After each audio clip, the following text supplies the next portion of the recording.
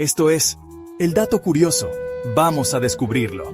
En este vasto universo, todo es posible. La Gran Guerra Patria. Esta frase emotiva, profundamente arraigada en la psique rusa, es más que solo una marca histórica. Es una narrativa cuidadosamente construida, utilizada por el Kremlin para reforzar la identidad nacional, justificar la agresión y silenciar la disidencia. Este ensayo busca desmantelar este mito peligroso, revelando la verdad detrás de la propaganda y exponiendo el revisionismo histórico en su núcleo. Al examinar el papel de la Unión Soviética en la Segunda Guerra Mundial, particularmente sus acciones hacia Ucrania, podemos comenzar a entender cómo esta narrativa distorsionada sirve a la agenda actual del Kremlin. La narrativa de la Gran Guerra Patria, como la presenta el Estado ruso, es una de heroica resistencia soviética contra la Alemania nazi. Es una historia de unidad, sacrificio y triunfo final sobre el fascismo. Sin embargo, esta narrativa omite deliberadamente un contexto crucial y manipula hechos históricos para crear una representación simplista y engañosa del pasado. Borra la propia complicidad de la Unión Soviética en el estallido de la guerra y oscurece las experiencias de naciones como Ucrania, que sufrieron inmensamente bajo la opresión nazi y soviética. Esta manipulación de la historia no es un acto inofensivo de orgullo nacional. Es una estrategia calculada con implicaciones peligrosas. Al controlar la narrativa del pasado, el Kremlin busca controlar el presente y el futuro. El mito de la Gran Guerra Patria sirve como una herramienta poderosa para silenciar las críticas, reprimir la disidencia y justificar el control autoritario del régimen sobre el poder. Es hora de despegar las capas de propaganda y confrontar las verdades incómodas que se encuentran debajo. Solo reconociendo la complejidad total del pasado, incluyendo el papel de la Unión Soviética en el estallido de la guerra y el inmenso sufrimiento infligido a Ucrania, podemos comenzar a desafiar la armamentización de la historia por parte del Kremlin y construir un futuro basado en la verdad y la justicia. En agosto de 1939, el mundo vio con incredulidad cómo la Alemania nazi y la Unión Soviética firmaban el pacto Molotov-Ribbentrop. Esta alianza aparentemente impensable entre dos regímenes ideológicamente opuestos tuvo consecuencias devastadoras, allanando el camino para los horrores de la Segunda Guerra Mundial. El pacto, llamado así por los ministros de Relaciones Exteriores de los dos países, fue más que un simple tratado de no agresión. Incluía un protocolo secreto que dividía a Europa del Este en esferas de influencia, entregando efectivamente el control de Polonia, los estados bálticos y partes de Finlandia y Rumania al régimen de Stalin. Con un plumazo, Hitler y Stalin desataron una ola de terror y violencia sobre millones de personas inocentes. El pacto envalentonó a Hitler, dándole luz verde para invadir Polonia el 1 de septiembre de 1939, lo que provocó el inicio de la Segunda Guerra Mundial. La Unión Soviética, lejos de ser un espectador inocente, participó activamente en esta agresión, invadiendo Polonia desde el este pocas semanas después.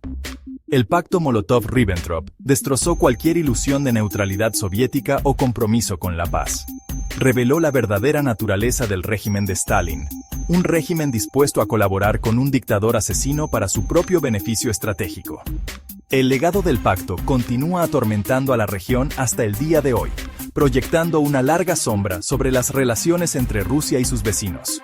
Los intentos del Kremlin de minimizar o negar la importancia del pacto Molotov-Ribbentrop son un testimonio de su poder perdurable. El pacto se erige como un claro recordatorio de los peligros del revisionismo histórico y la importancia de reconocer verdades incómodas sobre el pasado.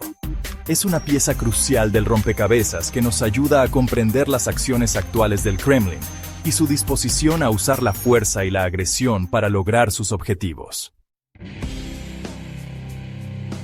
Mayo de 1945 marcó el final de la Segunda Guerra Mundial en Europa, una victoria duramente ganada por las potencias aliadas, incluida la Unión Soviética. Sin embargo, incluso en la victoria, el régimen de Stalin buscó manipular la narrativa, tergiversando los eventos para amplificar el papel soviético y minimizar las contribuciones de otros.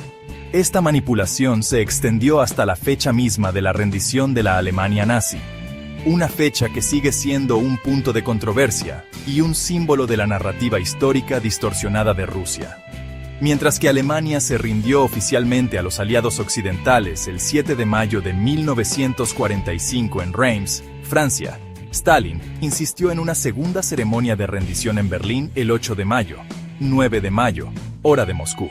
Esta insistencia surgió del deseo de Stalin de representar un papel soviético más destacado en la rendición, a pesar del hecho de que el Ejército Rojo había llegado a Berlín después de la rendición inicial. Esta manipulación de la fecha de la rendición sirvió como una poderosa herramienta de propaganda para el régimen soviético. Le permitió a Stalin retratar a la Unión Soviética como el único vencedor en la guerra, minimizando las contribuciones cruciales de los aliados occidentales. Esta narrativa de triunfalismo soviético se arraigó profundamente en la psique soviética y continúa moldeando las percepciones rusas de la guerra en la actualidad. La continua celebración del Kremlin del 9 de mayo como el Día de la Victoria, mientras ignora en gran medida la importancia del 8 de mayo, destaca el legado perdurable de la manipulación histórica de Stalin. Sirve como un claro recordatorio de la disposición del régimen a distorsionar el pasado para servir a su agenda política actual. Sección 4. La historia no contada de Ucrania. Borrando el sufrimiento y el sacrificio de una nación. Si bien la narrativa de la Gran Guerra Patria enfatiza la unidad y el sacrificio soviéticos, convenientemente pasa por alto las experiencias únicas y devastadoras de Ucrania durante el conflicto. Atrapada entre dos regímenes totalitarios, Ucrania se convirtió en un campo de batalla, sometida a una brutalidad y un sufrimiento inimaginables. Su gente, lejos de ser víctimas pasivas, mostró una valentía y una resistencia notables, pero su historia permanece en gran parte sin contar, sus sacrificios minimizados o borrados por la narrativa rusa dominante. La experiencia de Ucrania en tiempos de guerra estuvo marcada por una trágica trifecta: la invasión soviética de 1939 tras el pacto Molotov-Ribbentrop, la brutal ocupación nazi desde 1941, y la devastadora contraofensiva soviética en 1943. Cada fase trajo sus propios horrores: ejecuciones masivas, trabajos forzados, hambre deliberada y la destrucción de ciudades, pueblos y patrimonio cultural. Atrapados en el fuego cruzado, los ucranianos se vieron obligados a navegar por opciones imposibles, enfrentando la persecución y la muerte independientemente de sus lealtades. El costo humano de este conflicto para Ucrania fue asombroso. Millones perecieron, víctimas del genocidio nazi, la represión soviética y los incesantes combates que asolaron la tierra. Las pérdidas materiales fueron igualmente devastadoras, con ciudades enteras reducidas a escombros y la infraestructura del país diezmada. Sin embargo, a pesar de estas dificultades inimaginables, los ucranianos lucharon. La narrativa de la Gran Guerra Patria, al ignorar el sufrimiento único de Ucrania y minimizar sus contribuciones, perpetúa una injusticia dañina. Niega a los ucranianos el lugar que les corresponde en la historia, borrando sus sacrificios y resiliencia de la memoria colectiva.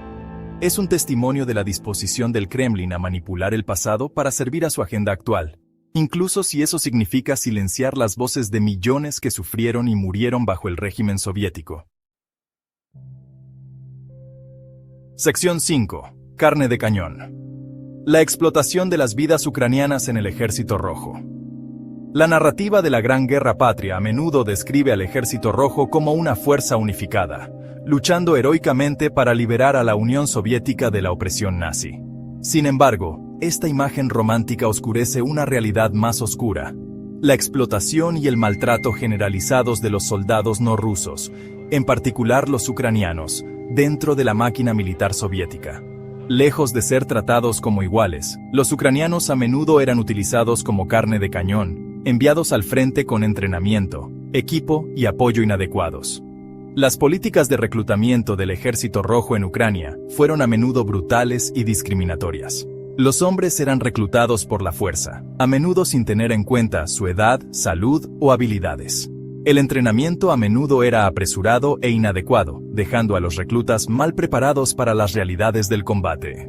Una vez en el frente, los soldados ucranianos enfrentaron discriminación y maltrato a manos de sus propios comandantes. Esta explotación sistemática de los soldados ucranianos se derivó de una profunda desconfianza hacia los ucranianos dentro del sistema soviético. El régimen de Stalin, atormentado por el espectro del nacionalismo ucraniano, veía a los ucranianos como posibles colaboradores del enemigo, sujetos a sospechas y prejuicios. Como resultado, los soldados ucranianos a menudo eran asignados a las misiones más peligrosas, utilizados como peones prescindibles en los cálculos estratégicos de Stalin. La narrativa de la Gran Guerra Patria, al pasar por alto esta explotación sistémica, perpetúa una mentira dañina. Niega el sufrimiento y los sacrificios de innumerables soldados ucranianos que lucharon y murieron bajo la bandera soviética, solo para ser olvidados o descartados por el mismo régimen al que sirvieron. Sus historias merecen ser contadas, sus sacrificios reconocidos y su memoria honrada. No olvides darle un me gusta, suscribirte y activar la campanita para recibir notificaciones sobre más videos interesantes. Esto ha sido El Dato Curioso. En este vasto universo, todo es posible.